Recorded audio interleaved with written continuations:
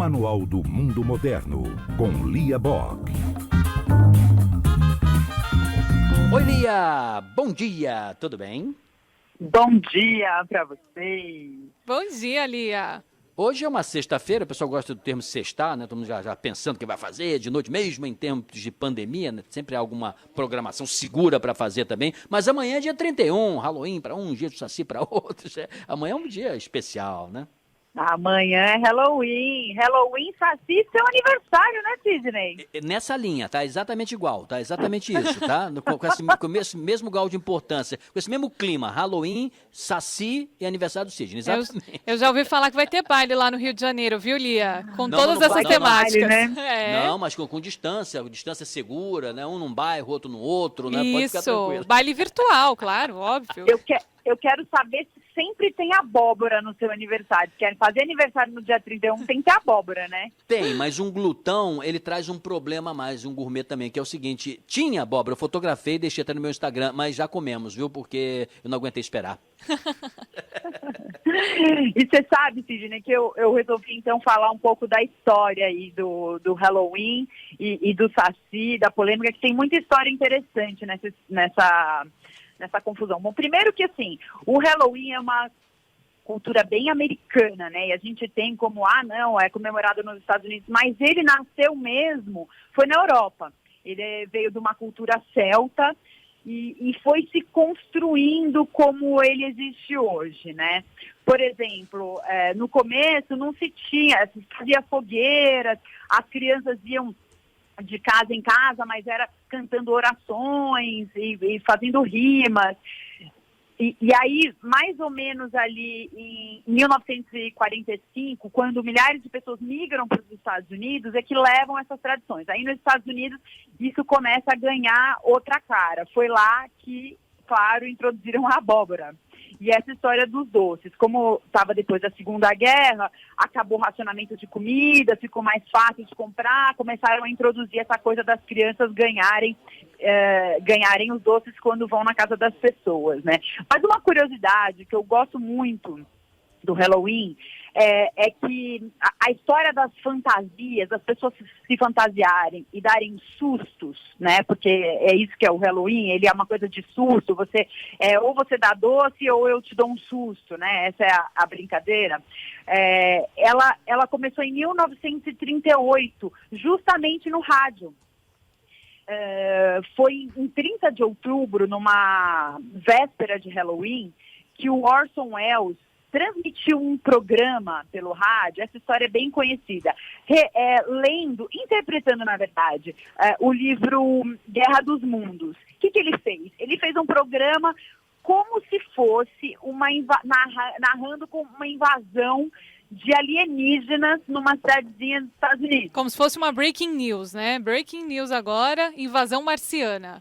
Mas muito bem produzida, viu, Larissa? Porque tinha efeitos sonoros, porque tinha pessoas desesperadas gritando ao fundo, barulhos, realmente era uma encenação, né? Toda em volta daquilo. E aí, ele avisou no começo da gravação, no começo da encenação, que era uma interpretação, mas foi discreto. A próxima vez que ele falou que era uma interpretação foi 45 minutos depois. E depois, no final, depois de 1 hora e tanto. O que aconteceu? Milhares de pessoas ficaram absolutamente desesperadas. Rolou, assim, realmente uma comoção nos Estados Unidos. Teve gente que fugiu para as montanhas, tem relato até de suicídio. Uau. Por causa dessa interpretação. Por que acontece? O cara tá lá narrando, o repórter, ele tá falando, e aí, estão aqui as naves chegando, e elas têm 3 pernas. Inclusive no filme do Spielberg, que se chama Guerra dos Mundos, ele faz uma homenagem, inclusive as naves que chegam têm também 3 pernas, e de repente o repórter fica mudo. Corta totalmente a transmissão e você não escuta mais nada. Tipo assim, morreram todos na cidade. Acabou tudo. E as pessoas ficaram desesperadas com aquilo. Teve ligações para a polícia, assim, foi realmente uma comoção. Ele ficou famosíssimo. Depois disso foi catapultado aí para Hollywood, né? E essa coisa dos sustos e das fantasias ficaram marcados. Isso foi introduzido no Halloween, essa coisa da pegadinha, né, de fazer uma brincadeira e tal. E começou com esse marco no rádio, que eu acho muito, muito interessante. E é realmente um marco do rádio, né, essa história.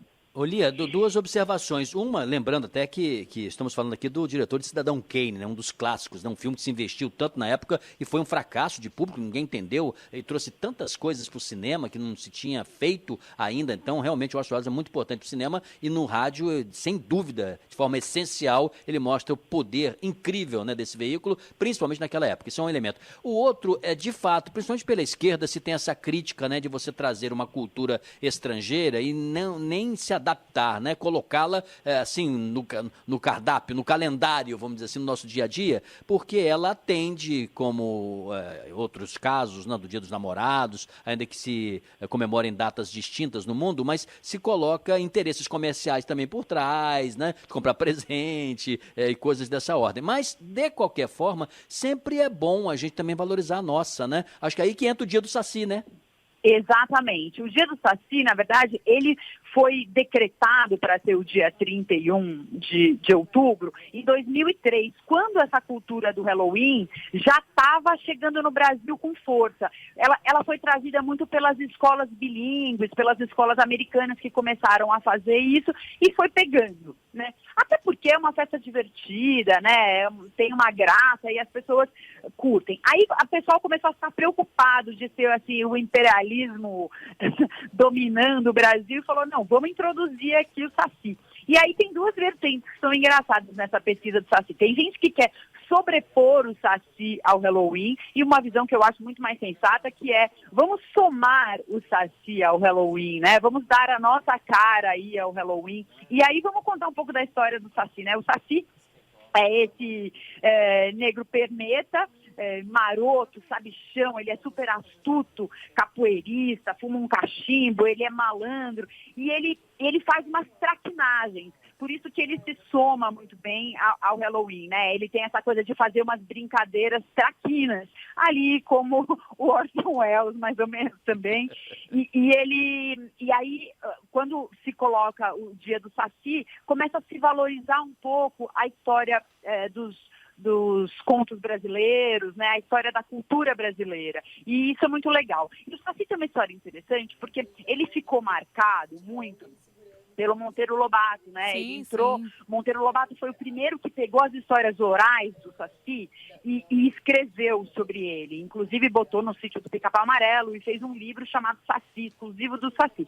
Só que a visão do Monteiro Lobato, ela é considerada um pouco caricata, né? Porque o Saci, ele é meio negativo, sabe? Na visão ali do Monteiro Lobato. E hoje a gente tem os pesquisadores que falam muito, não, ele não tem essa visão negativa, inclusive é um pouco racista você colocar dessa maneira, né? Ele é mais infantil mesmo, ele é mais traquineiro, ele é mais brincalhão, né? É mais esse sentido de brincalhão do que de sacana, como coloca um pouco o Monteiro Lobato. E esse resgate, né, que volta lá atrás, ignora um pouco o Monteiro Lobato, que foi muito importante para a divulgação do Saci, não estou questionando isso, mas ele resgata um pouco essa lenda, né, de como ela surgiu e que evoca a nossa história, né, a nossa cultura muito miscigenada, muito misturada, indígena, negra, europeia, e até por isso é muito bacana misturar tudo, né, ter os elementos brasileiros e ter os elementos americanos que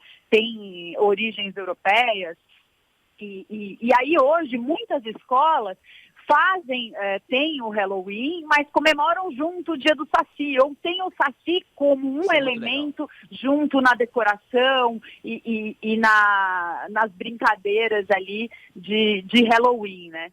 Lembrando que o Saci, ele usa uma carapuça vermelha e ele vem no redemoinho, né? Ele tem uma coisa de aparecer assim no redemoinho. E vocês sabem que uma das lendas do Saci, que eu gosto muito, eu acho muito legal, é que toda vez que alguém conta a história do Saci, que nem a gente está fazendo aqui agora, sabe o que acontece?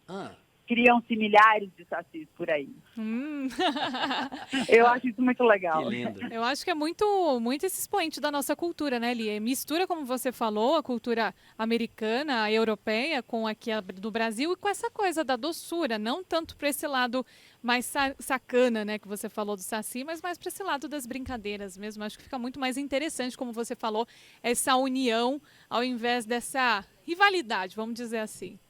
E é sempre importante a gente trazer a nossa história, relembrar as nossas lendas, né? O Brasil tem muitas lendas, a gente tem o Curupira, a gente tem milhares de lendas que remetem a toda a nossa ancestralidade, que hoje a gente fala muito disso, né? Que é lembrar de onde a gente veio, quais são as nossas origens, e isso é muito, muito divertido e importante. Lia, adorei você trazer esse tema hoje, serve para os pais que estão nos ouvindo, né? Se entusiasme, converse com a professora, vai lá na sua escola, né? Acompanhe o que está sendo dito para os seus filhos, né? Proponha coisas assim, fala mais de histórias brasileiras, de autores brasileiros, lendas brasileiras, são maravilhosas, tem coisas incríveis, tanto na região amazônica, como nós aqui também, né, que estamos na região sudeste, no sul também tem histórias muito ricas que servem para as crianças crescerem assim, amando mais o Brasil e com o seu lado lúdico também de imaginação. Lia, muito obrigado, bom fim de semana, bom dia do Saci, bom dia de Halloween, e que seja um fim de semana maravilhoso para você. E bom aniversário para você, Sidney. Já bom está fim de semana sendo. para todo mundo.